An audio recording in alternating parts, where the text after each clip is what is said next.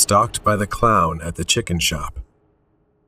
I was working full-time at a chicken shop. Not exactly the job I wanted, but it was enough to get by. Most evenings, I survived on leftover chicken, and then that Saturday night happened. It had been a long and exhausting day. The restaurant was packed from morning until late at night. As I was cleaning up, my feet aching, I noticed him sitting alone at a table in the corner, waving frantically. At first, I thought he wanted to order, so I walked over, trying to smile. But as I got closer, I realized he wasn't a normal customer. He was a mime, grinning widely, dressed in the classic black and white striped outfit, his face painted ghostly white. He didn't say a word. He just performed. I guessed he wanted chicken and fries, so I handed him the food without thinking much about it. I was too tired to care. His expression twisted with irritation the moment I gave him the tray. His grin morphed into a frown. He suddenly stood up and threw a few fake punches into the air like a boxer. Exhaustion overwhelmed me. I told him to leave, but his face darkened even more. Slowly, he raised his hand, mimicking the act of pulling something invisible from his back. He stared at me without blinking, slashing the air with the invisible object. I played along, pretending to throw an imaginary stone at him. He staggered back, clutching his head as if I had struck him, then dashed out the door. I laughed at the absurdity of it. I thought it was harmless, but I was wrong. That night, my colleague and I were walking home together. I told him about the mime, and we laughed as we walked. But as we approached the building, I saw something, or rather, someone standing in the shadows of the hallway. A figure, dressed like the mime. I froze, staring, but chalked it up to my tired imagination. A few days later, after another late shift, I stepped outside. I walked home alone, the cold wind biting into my skin. When I finally reached my apartment, I collapsed onto my bed, not even bothering to change out of my uniform. As soon as my head hit the pillow, the doorbell yanked me out of my restless sleep. Groggily, I dragged myself to the door and peered through the peephole. It was the colleague I usually walked home with. He wore his usual green beanie, but stood with his back to the door. I mumbled as I unlocked the door. "Did you forget something again?" But when I opened it, it wasn't him. It was the mime, his face painted ghostly white, grinning at me, his eyes gleaming with malice. He bowed and slipped past me without a word, heading straight for the bag of leftover chicken on my table.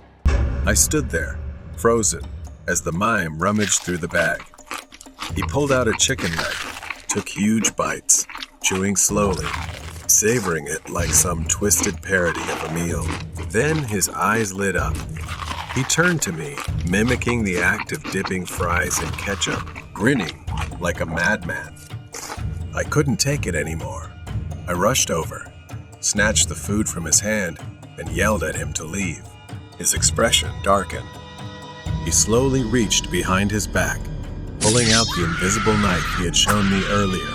Only this time, it wasn't imaginary. Luckily, I reacted just in time, and it only grazed my arm, leaving a small cut. I bolted out of the room, blood dripping down the hallway. I could hear his footsteps behind me, faster, closer. In my panic, I fumbled with the buttons, desperately pressing the close button as he charged toward me. At the last second, the elevator doors closed. I collapsed to the floor, shaking, my vision blurred from pain and fear. The elevator doors finally opened in the lobby, and I staggered out, barely able to stand.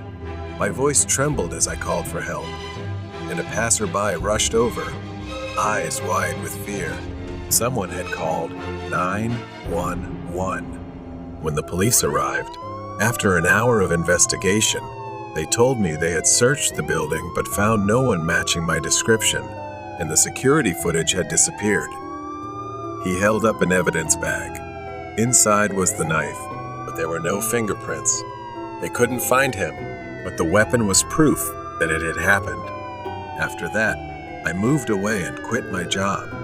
I couldn't step foot in that store again. But even now, I wake up in the middle of the night, heart pounding, hands shaking, and every time I see him in the corner of the room, grinning, holding that bag of chicken. Nightmare House on the Hillside. I was 6 or 7 years old when my parents divorced. My younger sister had just been born. My mother and stepfather decided to move into a new house, thinking it would be a fresh start for all of us, but it didn't turn out that way. It was an old house in the suburbs, built in the mid-1800s. It had 2 stories and a basement below.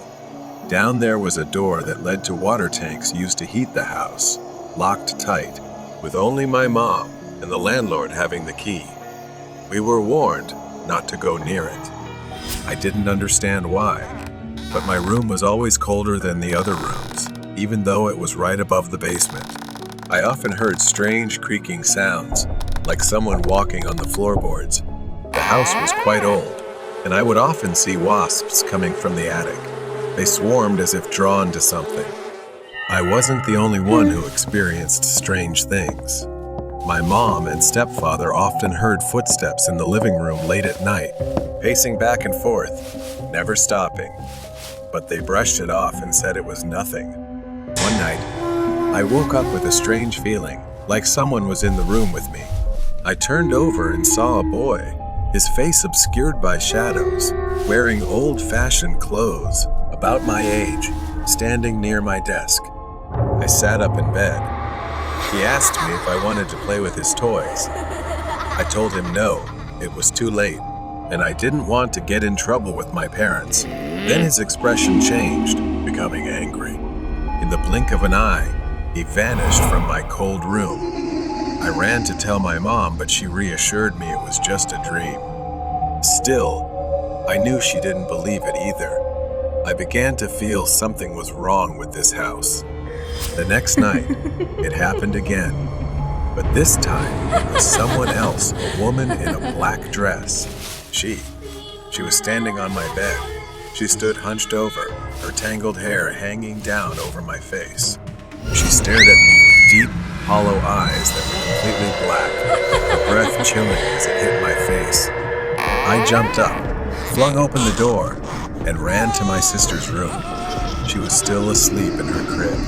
I looked back at the door and saw the woman slowly walking toward me. As she passed the window, lightning struck outside, and in that moment, the woman disappeared. With each flash of lightning, she would reappear, getting closer to me.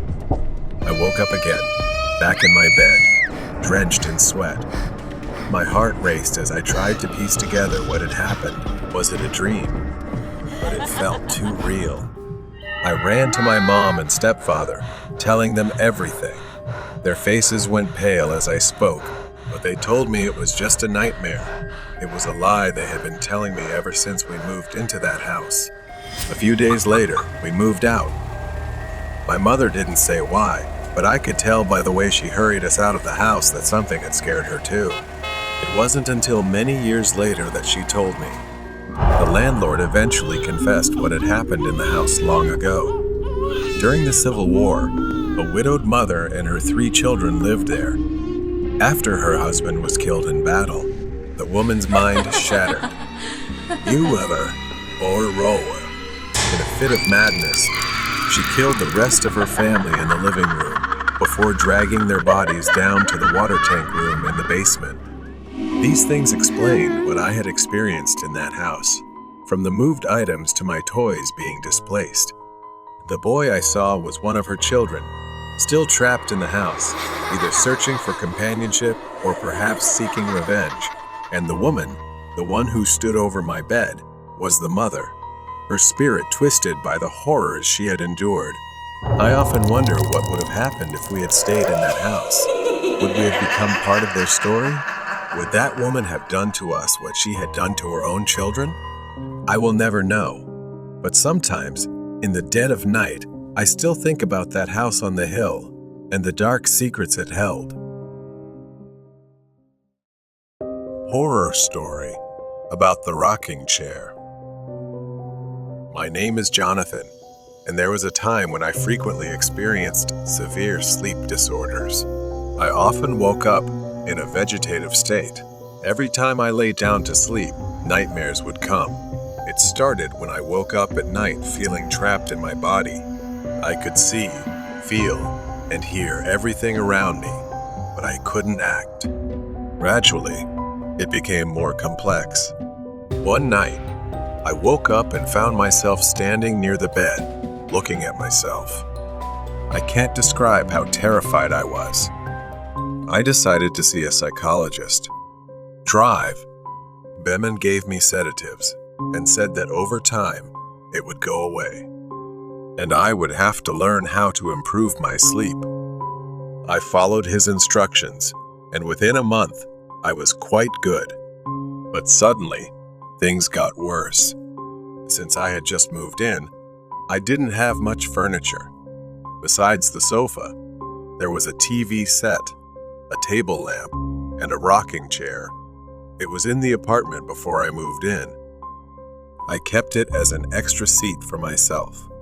One night, I fell asleep on the living room sofa. I woke up feeling trapped, but this time, I saw someone sitting in the rocking chair, rocking back and forth. The feeling of suffocation, like being pinned down, was overwhelming me. The scariest part was knowing. I was awake, but also knowing I was seeing something that didn't exist. I saw a woman, around 70 years old, and there was no one else in the apartment but me. She didn't face me or make any sound, just rocking back and forth. It must have been my imagination because as soon as I snapped out of that state, the woman disappeared. I went to see my psychologist and talked about it, and he also said it was just a hallucination. I learned to meditate before going to bed because it would help my sleep, and I did it for a few weeks. I felt reassured that I had stopped experiencing these things until one night. That day, I was comfortable and relaxed for the first time in a long time with my friend. My friend Ren stayed over that night. Around 3 a.m., I heard heavy breathing from a very close distance. As soon as I opened my eyes, I saw a horrifying face leaning towards me, staring straight into my eyes. Her thin white hair was all over me. It was the woman rocking in the chair. I tried to call out, but my voice was choked. My lips couldn't move. I let out a weak groan that sounded like the moan of a zombie. I wanted to scream. I thought I was dead. My fear also subsided. I gradually became aware of my breathing. The woman then said to me, "Go away, run away." I gasped, unable to breathe from the shock. She stood up and began to circle around me hungrily. Her jaw started to elongate into a large gaping mouth, then disappeared into the darkness. I jumped up and screamed, startling Ren, who had no idea what was wrong with me. Ren woke up in shock. What the hell, man? What's going on? I fainted before I could say anything. Everything felt so real, but no one believed me. The doctors thought I had a panic attack in my sleep due to intoxication.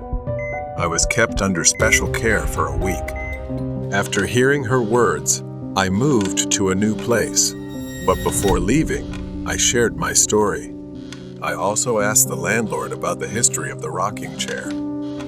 He said that many years ago, this apartment was a healthcare unit for people with mental disorders. She just liked to be alone and rocked the chair day after day.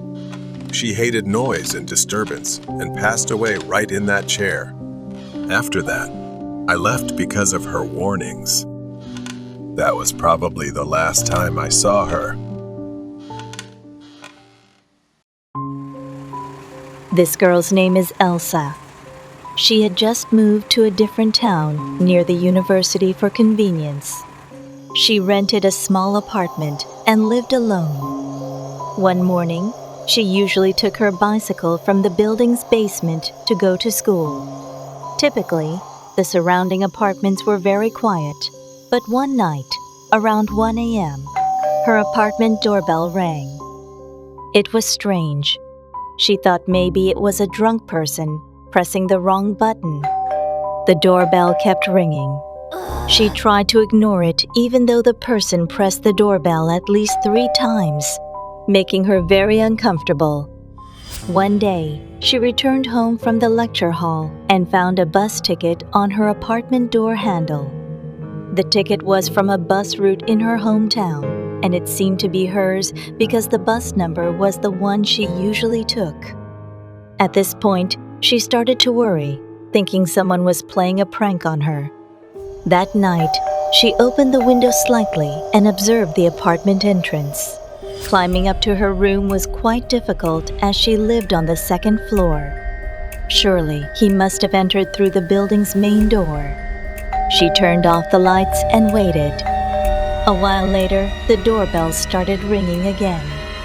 This time, she looked out the window and saw the silhouette of a man standing there, waiting for about 5 minutes before leaving. She was hesitant about calling the police because she had nothing to report except that a man rang her doorbell late at night. She decided to ignore it and let it go. But a few days later, around 3 a.m., the doorbell rang again. Not only that, she also heard the sound of a door closing. Perhaps someone in the building forgot to lock the door before entering, and surely he had gotten inside. Elsa ran into the kitchen in fear and took out the baseball bat, trembling in fear. Her heart nearly stopped when the doorbell of her apartment rang and someone banged on the door repeatedly. She stood still in fear for a long time until she heard no more sounds. She felt relieved and went to sleep shortly after. Thinking back, she felt stupid for not ensuring that he had left the building. The next morning, she prepared to go to school and noticed scratches on the door handle, as if someone had tried to break it. Immediately, she informed the building manager, who lived right above her apartment, and told him everything. He reassured her that everything was fine. Suddenly, there was a rumble above. It seemed to come from Elsa's room. She panicked and screamed. The angry manager took a stick and went up to check. Elsa stood in place in fear, only hearing the rumbling sounds of struggle above. The sounds grew louder and louder, accompanied by screams that made her heart feel like it wanted to jump out of her chest. Then the space suddenly became quiet without any noise. It seemed like only my heartbeat could be heard. I took a breath to calm myself. Car 36 responding. Then suddenly there was a police siren, getting closer and closer. I was somewhat happy and rushed out. I saw the police handcuffing the thief. He was a tall, middle-aged man. The house manager still held the stick in his hand and watched. It seemed he had injured his hand after the fight with that thief. It turned out that the thief had been following Elsa for many days, wanting to break in and rob her house. He had done the same to many other residents before. She didn't know what happened to him afterward, but she knew he had been jailed. She was always grateful to the building manager for bravely defeating the man. After the incident, all the locks in the building were replaced, making her feel very safe. Fragments of the soul. Do you believe in the spiritual world? There are always spiritual forces around us. They always want to connect and infiltrate the human world. In this remote suburban area, I have encountered many strange and inexplicable events. Sometimes, only I can see them, and they linger in my mind. I was sleeping when I suddenly heard a noise. The family portrait on my wall fell down. I lay in bed, trying to sleep but couldn't. I felt a chill down my spine when I looked into the darkness, as if someone was there beside me. By morning, I was lying in bed, tears streaming down my face, not knowing why. My breath seemed to stop when I faced myself in the mirror. Suddenly, the eyes in the mirror changed, becoming fierce, with a gaze that seemed to pierce my soul. A faint sigh echoed from behind me, but when I turned around, there was no one there. The image in the mirror suddenly blurred and vanished in an instant. I stood there trembling, not knowing what had just happened. Sitting on the old leather chair, I held the glass of water with trembling, stiff hands, as if someone was controlling my every movement. The glass fell to the floor and shattered, but I didn't react. My mouth started to move, producing strange sounds. I stood up and walked stiffly and oddly, as if another personality had taken over my body. I felt the presence of another personality. Struggling to regain control, I breathed heavily. Finally, I collapsed, lying on the floor. The study was filled with chaos. The only sound was the ticking of the wall clock. I started typing continuously. The clattering sound from the keyboard echoed nonstop, like a bizarre rhythm.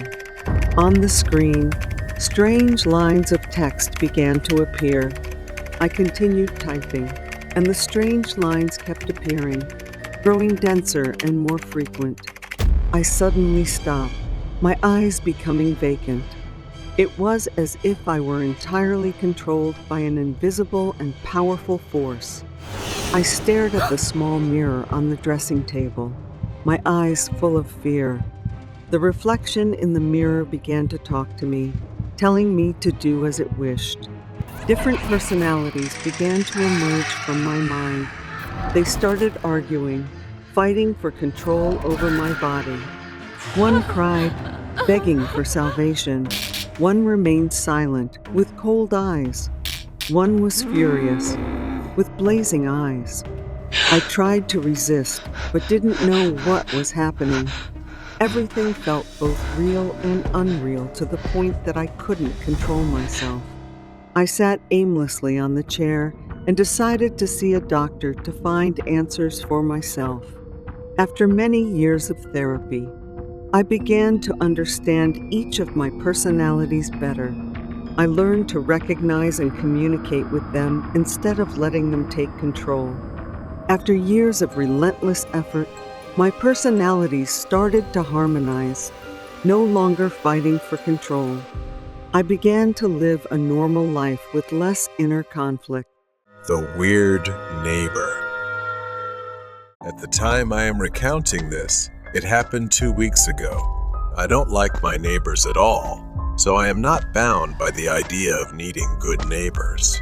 The neighbors living in the same row as me always play loud music, while the neighbors living in the opposite row are the scariest people I have ever met.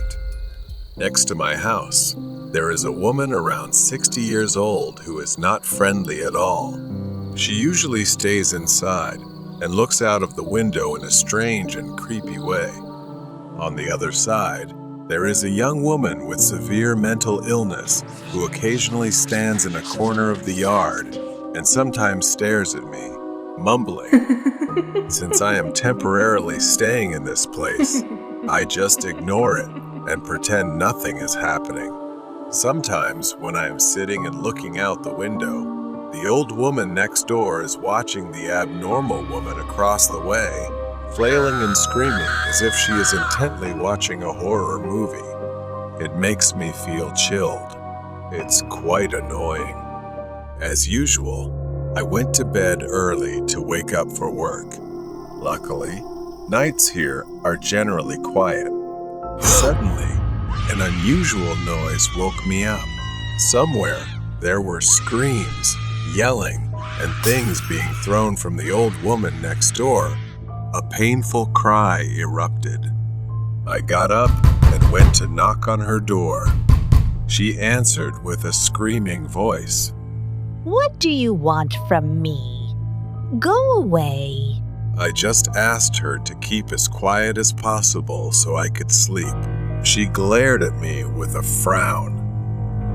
From somewhere, the mentally ill woman rushed over to where the old woman and I were standing and asked, "Why did you dare to imitate?" I was confused and wanted to leave immediately, but the old woman continued to glare at me with a frown.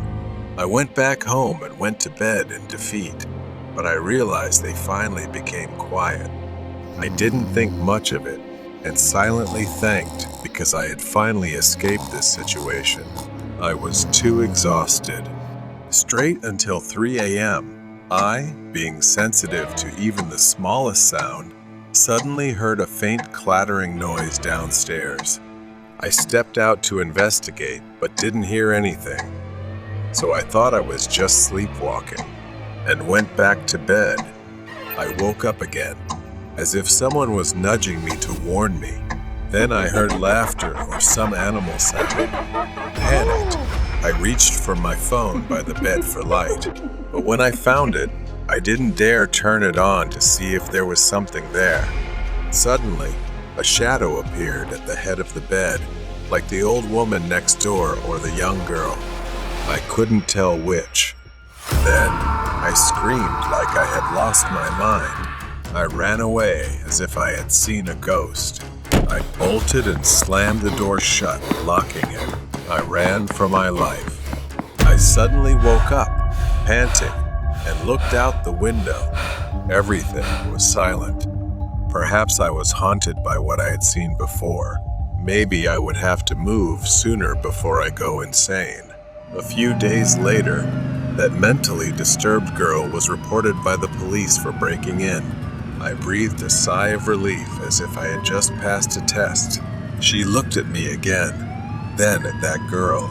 Maybe this place is no longer safe. Horror story message on the mirror. I moved to this new house 3 months ago. It's in a shabby place, located in a neighborhood with bars on the windows. They have been weathered with peeling wallpaper. I didn't realize how much I missed living in a house. I didn't care how rundown it was. As long as there was a bathroom and a big mattress to sleep on, it was enough for me. After cleaning this place, I was quickly more comfortable settling into my new home. But I need more time to fix a few things in this house. That night, I took a shower. There was no traditional mirror above the sink. Instead, there was a large mirror mounted on the wall. When I stepped out of the shower and approached the glass, raising my hand to wipe away the steam, I noticed something strange. In the condensed steam, there was the wording, I. It was hard to think that it was simply the steam settling, but I didn't think much of it, brushed it off as paranoia, wiped it away with a towel, and went to sleep. And soon, I completely forgot about it. The next week, I got promoted, which means my workdays would be longer and busier. I had to hire out the house repairs. It was annoying being the only one at home at night. Everything generally went smoothly, although occasionally, in the middle of the night, I would be woken up by a sound that I couldn't identify. Now, I might consider this a coincidence, but that many words, a whole question. Yo. Someone must have been in my bathroom recently. But why? I'm tired and want to rest, so I ignore it and change clothes, getting ready for bed. Before sleeping, I slowly opened the door, peeking down the dark hallway. Then I walked around the house looking for anything out of place. I closed all the doors. If someone had broken into my house, they would have long disappeared by the time I looked around. The second message worried me for days. I triple-checked to make sure the windows and doors were locked every night and searched every possible hiding place before going to bed. But I still couldn't shake the feeling that something was wrong. I woke up at around 3 in the morning without knowing what had woken me. Today, the room was eerily quiet. when I turned my head, I realized that the door, which I was sure I had closed, was wide open. I felt like something could see me, like something was in the house with me, just a few steps from my bedroom door, watching, waiting. Somehow, I found the courage to get up and walk towards the door. I slammed it shut. My bedroom door doesn't have a lock, except for the bathroom, so I pulled a chair in front of the door so that if anyone tried to enter, it would make a noise to alert me. When morning came and I had to leave for work, I was almost late because it took all my courage to look around the house before leaving. As usual, I didn't find anything out of the ordinary. After work, I came home, had a quick dinner, and went straight to the bathroom. I had heard horror stories about people who like to live secretly in others' homes. Maybe I had become a victim without even knowing it. Suddenly, I heard a faint click, so quiet that I almost missed it entirely. I slowly pulled the curtain aside, and no one was in the room, but there was a new message. I see you, on the mirror. It was bold and the clearest of the messages I had received so far. Fear twisted my stomach.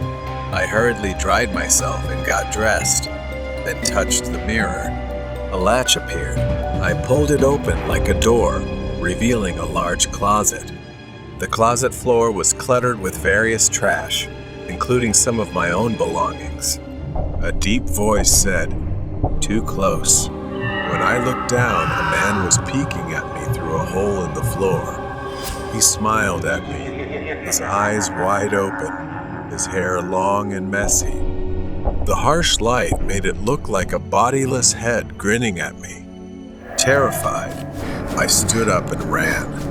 I didn't stop running until I reached my car, quickly driving to my sister's house. The next day, I drove to the police station to file a report. An officer met me at the house to check the scene. I guessed that the intruder had entered my cramped space through a small side door of the house. Maybe he had occupied the house during the entire time it was vacant. Unfortunately, the man was never found. As far as I know, he might still be lurking somewhere in the neighborhood. Since then, whether visiting friends or staying at hotels, I always make sure to check the bathroom mirrors with direct lighting and tap my fingers on the glass. It gives me some peace of mind.